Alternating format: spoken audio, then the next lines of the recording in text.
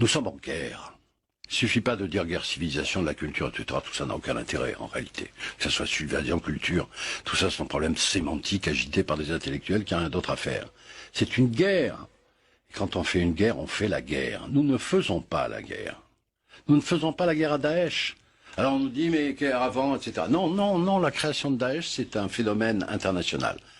Est-ce que nous prenons tous nos moyens, non pas militaires, mais les moyens financiers? Enfin, Daesh ne se promène pas avec de l'argent liquide dans les poches. Ils sont bien dans les banques, l'argent de Daesh. Et on n'est pas capable de savoir où ils ont mis l'argent, alors qu'on est capable de faire des sanctions contre l'Iran pendant des années, contre d'autres pays? Non, alors à qui profite le crime? Le pétrole qui continue à couler de Mossoul.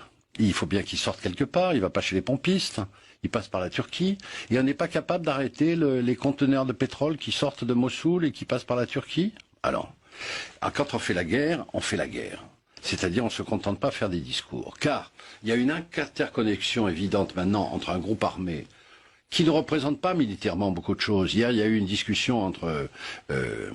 Obama et M. Barak, qui est l'ancien Premier ministre israélien.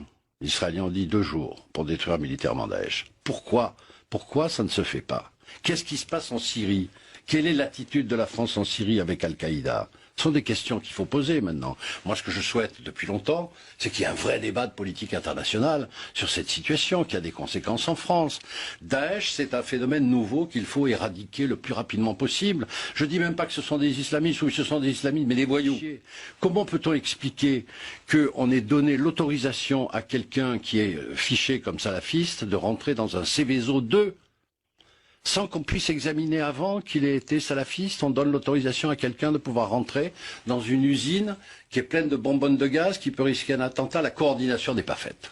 Aujourd'hui, mettez-vous derrière le gouvernement et aidez le gouvernement à défendre les Français comme il le fait actuellement. Il ne le défend pas, je suis désolé. Il désolé. le défend très bien et avec beaucoup plus de fermeté et d'efficacité que tous ceux que vous avez soutenus. Mais vous savez que Daesh existe depuis 3 ans et que c'est pas la peine de nous bassiner avec Sarkozy. Depuis combien de temps? Al-Qaïda que vous soutenez en Syrie, mais vous soutenez en Syrie. Vous vous rendez compte de ce que vous dites? Mais je le dis, vous vous rendez compte de ce que vous dites? Vous soutenez Al-Qaïda en Syrie. Mais vous êtes fou. Non, vous êtes fou. Écoutez, d'abord, je vous permets pas d'insulter. Non, mais vous ne pouvez pas dire. Je suis tout à fait. Vous ne pouvez pas dire que la France soutient Al-Qaïda.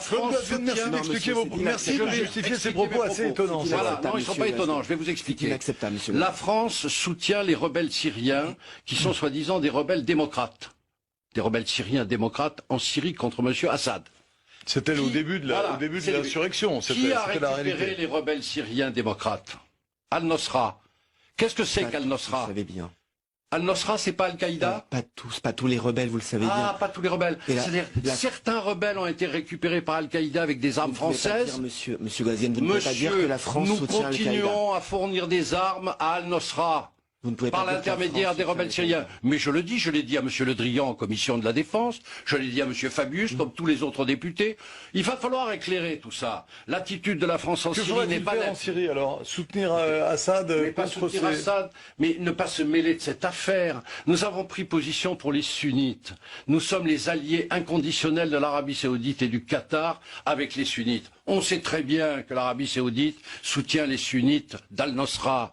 Ils sont armés contre Assad, parce qu'Assad il est chiite. Tout ça, c'est un problème complexe que peut-être vous ne connaissez pas, mais renseignez-vous. Mais non, mais merci de vos commentaires. Vous m'avez fait tête fou, alors je peux vous traiter d'incompétent. Je retire si vous voulez bien, mais je vous répète que vous ne pouvez pas dire cela, et vous devriez, dans un contexte de terrorisme, soutenir les initiatives du gouvernement que je veux la vérité sur ce qui se passe en Syrie. Il n'y a pas d'unité nationale possible dans ces sujets-là, non, sur toute cette région et sur tous les combats. Les mots, c'est fini, les circonvolutions de communication, c'est terminé. Maintenant, il faut l'action.